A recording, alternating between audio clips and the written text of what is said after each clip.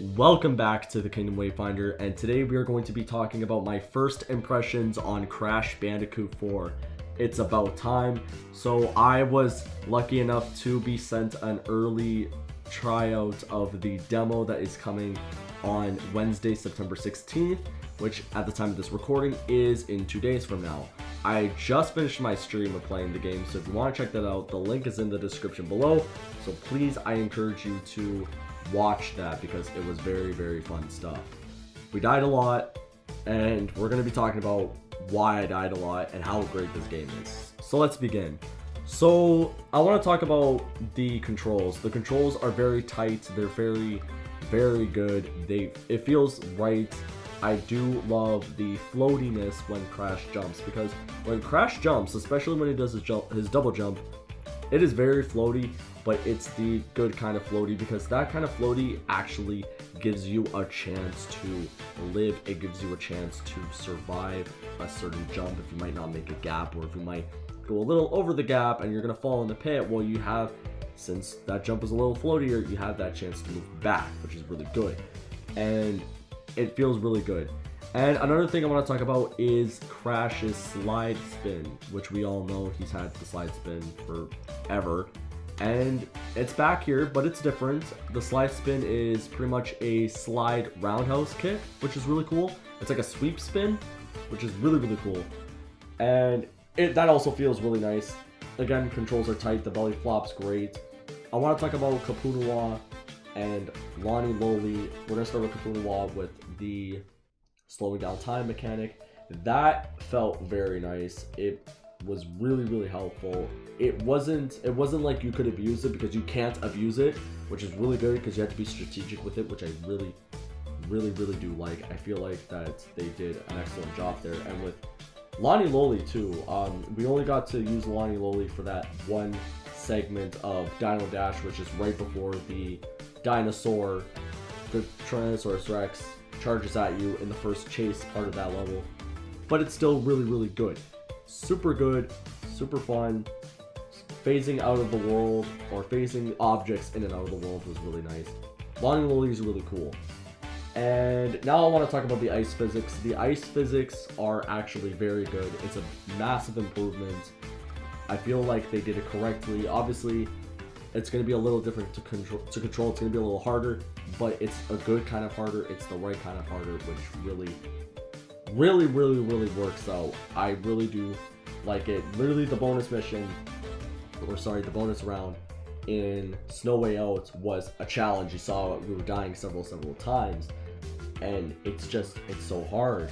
But it's challenging. It's fun. It's great. It's unique. And now I want to talk about Cortex, since we got to play as Cortex in the level Ship Happens, which is obviously the Snow Way Out level, but Cortex's timeline. So there's two segments to this. The first segment you play as Cortex, and the second segment you play back as Crash, but you are essentially playing, when you're playing as Crash, it's the same level, it's like the same part of the rest of the level, but the boxes are different. It's a lot more harder. It's a lot of different stuff that you need to do, and you need to practice in order to get it to be perfect at it. And playing as Cortex, it's very, very good and very fun. You can pick them up. You can play as them very easily.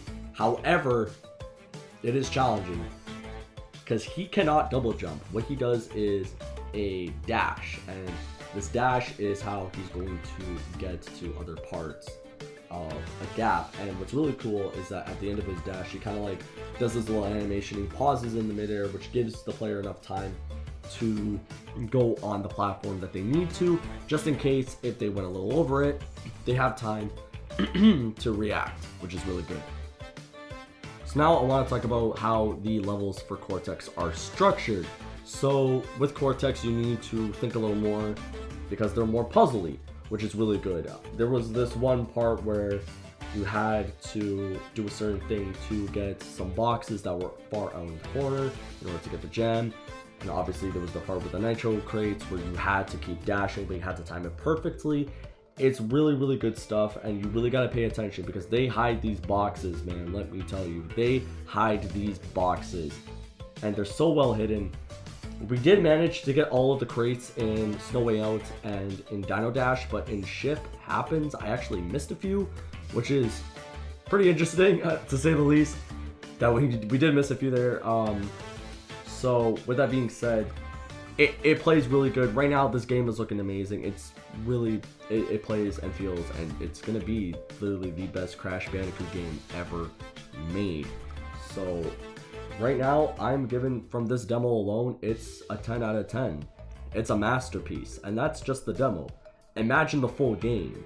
So with that being said, I don't really have any critiques. Like, I was playing it and I'm like, I really don't have any critiques. There wasn't any glitches, there wasn't any control issues. The game ran really good. You know, the one thing I was really concerned about was, because it looks amazing, it looks gorgeous at 60 FPS on a PS4 Pro, but for someone like me who's on a PS4 Slim, it's pretty much the same as the regular PS4. So it's going to be at 30 FPS, 30 frames per second, instead of 60 frames per second. And the frame rate's really good at 30 frames per second. It runs really good, and actually it literally looks like running at 60 frames per second. It's so good. It is so good. It plays well. It runs well. The graphics are beautiful. The art style is beautiful. I love the animations. The cutscenes. The cutscene at the beginning was so good.